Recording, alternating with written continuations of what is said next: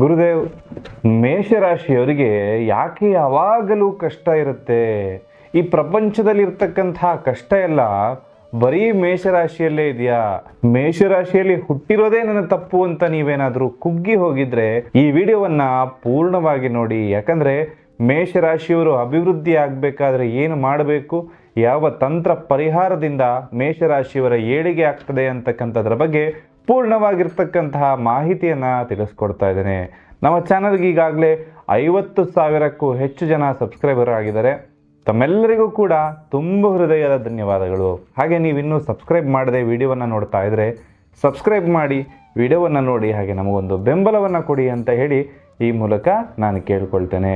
ನೋಡಿ, ಮೇಷರಾಶಿಯವರನ್ನು ನೋಡುವಾಗ ನಮಗನಿಸೋದು, ಇವರು ಎಂತಪ್ಪ ಕೋಪಿಷ್ಟ್ರು, ಇವರು ಎಷ್ಟು ರೂಢಾಗಿ ಮಾತಾಡ್ತಾರೆ, ಇವರ ನಡವಳಿಕೆ ಏನು ಇಷ್ಟು ರೂಢಾಗಿದೆ ಅಂತ ಹೇಳಿ ಪ್ರತಿಯೊಬ್ಬರಿಗೂ ಕೂಡ ಅನಿಸುವಂಥದ್ದು ಸರ್ವೇ ಸಾಮಾನ್ಯ. ಆದರೆ ನೀವು ಒಂದು ವಿಷಯವನ್ನು ಅರ್ಥ ಮಾಡ್ಕೊಳ್ಳಿ, ಮೇಷರಾಶಿಯವರು ಮನಸ್ಸಿನಿಂದ ಮೃದು ಸ್ವಭಾವದವರು.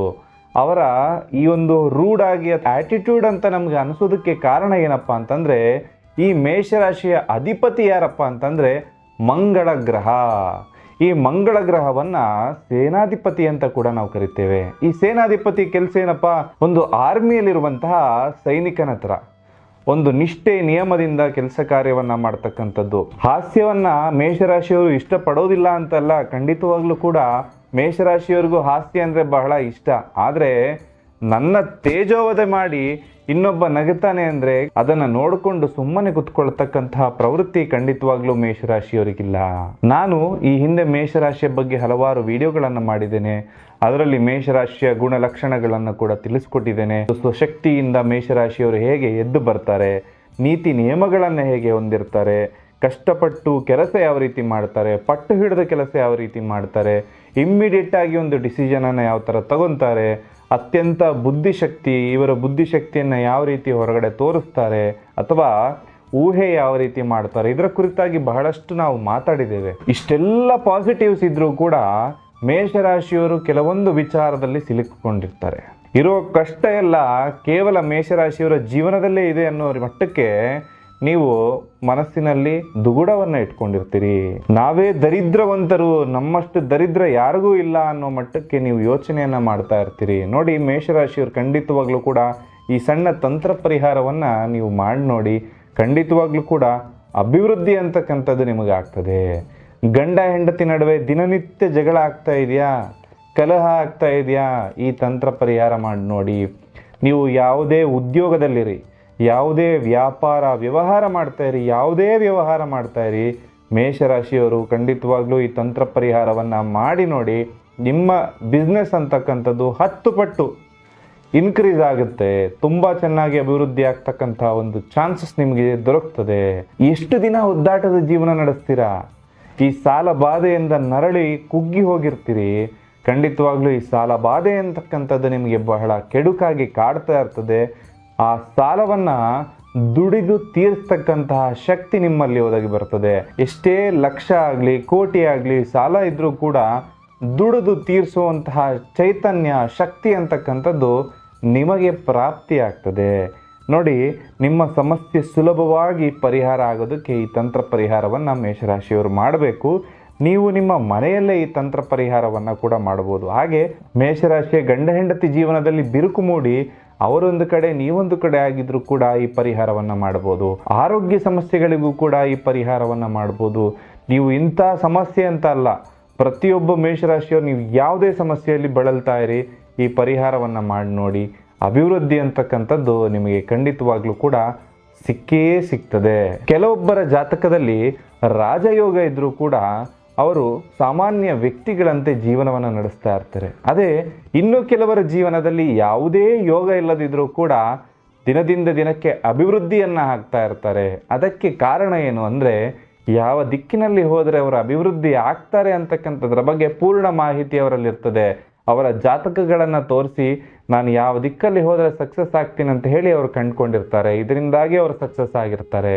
ಇನ್ನೂ ಹೇಳಬೇಕಂದ್ರೆ, ಈ ದೃಷ್ಟಿ ದೋಷಗಳಿಂದ ನೀವೇನಾದರೂ ನರಳುತ್ತಾ ಇದ್ದರೆ ಅಥವಾ ನಿಮ್ಮ ಮೇಲೆ ನೋಡಿ, ನಾವು ಇವತ್ತು ಚೆನ್ನಾಗಿರ್ತೇವೆ, ಅಭಿವೃದ್ಧಿ ಆಗ್ತಾ ಇದ್ದೇವೆ ಅಂದರೆ ಹೊರಗ್ನವ್ರು ಯಾರು ನಮ್ಮ ಮೇಲೆ ಹೊಟ್ಟೆ ಕಿಚ್ಚು ಪಟ್ಕೊಳ್ಳೋದಿಲ್ಲ.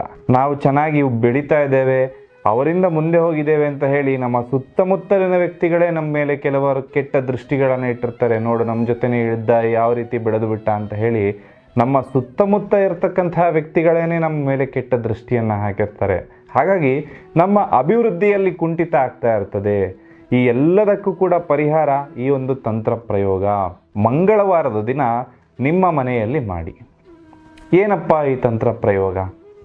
ನೋಡಿ, ಸುಲಭವಾಗಿ ಮಂಗಳ ಅಂದರೆ ಅವನ ಬಣ್ಣ ಕೆಂಪು. ಹಾಗಾಗಿ ಕೆಂಪು ಬಣ್ಣದ ವಸ್ತ್ರವನ್ನು ತಗೊಳ್ಳಿ. ಒಂದು ಕರ್ಚೀಫ್ ಸೈಜಲ್ಲಿ ಇರ್ತಕ್ಕಂಥ ಬಟ್ಟೆಯನ್ನು ತಗೊಬಿಟ್ಟು ಅದರಲ್ಲಿ ಈ ವಸ್ತುಗಳನ್ನು ಹಾಕಿ. ಯಾವುದಪ್ಪ ಅಂತಂದರೆ, ಒಂದು ಬಿಲ್ವ ವೃಕ್ಷದ ಬೇರು. ಬಿಲ್ವ ಅಂದರೆ ಬಿಲ್ವ ಪತ್ರೆಯನ್ನು ನೋಡ್ತೀವಲ್ಲ, ಶಿವನಿಗೆ ಅರ್ಪಣೆ ಮಾಡ್ತಕ್ಕಂಥದ್ದು. ಈ ಬಿಲ್ವ ವೃಕ್ಷದ ಬೇರು ಸಿಕ್ಕಿದ್ರೆ ಬೇರನ್ನು ಹಾಕಿ, ಇಲ್ಲದಿದ್ದರೆ ಅದರ ದಂಟನ್ನಾದರೂ ಹಾಕಿ, ಇಲ್ಲದಿದ್ದರೆ ಎಲೆಯನ್ನಾದರೂ ಹಾಕಿ. ಚಂದನ, ಕೆಂಪು ಚಂದನವನ್ನು ಹಾಕ್ತಕ್ಕಂಥದ್ದು. ಹಾಗೆ ಕೆಂಪು ಪುಷ್ಪ, ಒಂದು ದಾಸವಾಳ ಆಗ್ಬೋದು ಕೆಂಪು ಕಲರ್ದು, ಅಥವಾ ಒಂದು ರೋಸ್ ಹೂವು ಆದರೂ ಆಗಿರ್ಬೋದು, ಯಾವುದೇ ಕೆಂಪು ಬಣ್ಣದ ಹೂವನ್ನು ಹಾಕಿ. ಹಾಗೆ ಇಂಗು, ಜಟಾಮಸಿ, ಮೂಸಲಿ, ಬಕುಲ, ಬಲ, ಹಿಂಗುಲ, ಮೌಲಶ್ರೀ, ಕಿರಟ, ಗೋ ಇತಿ, ಮಲಕಾಗುನಿ, ಇದರಲ್ಲಿ ಯಾವ ವಸ್ತುಗಳು ನಿಮಗೆ ಸಿಗುತ್ತಲ್ಲ ಆ ವಸ್ತುಗಳನ್ನು ಮಾತ್ರ ಹಾಕಿ. ಹಾಗೆ ಮುಖ್ಯವಾಗಿ ಹಾಕಬೇಕಾಗಿರುವಂಥದ್ದು 1 kgಯಷ್ಟು ತೊಗರಿ ಬೇಳೆಯನ್ನು ಹಾಕಿ. ಧರಣಿ ಗರ್ಭ ಸಂಭೂತಂ ವಿದ್ಯುತ್ಕಾಂತಿ ಸಮಪ್ರಭ ಕುಮಾರಂ ಶಕ್ತಿಹಸ್ತಂ ಚ ಮಂಗಳಂ ಪ್ರಣಮಾಮ್ಯಹಂ. ಈ ಮಂತ್ರವನ್ನು 108 ಬಾರಿ ನೀವು ಜಪವನ್ನು ಮಾಡ್ಕೊಳ್ಳಿ.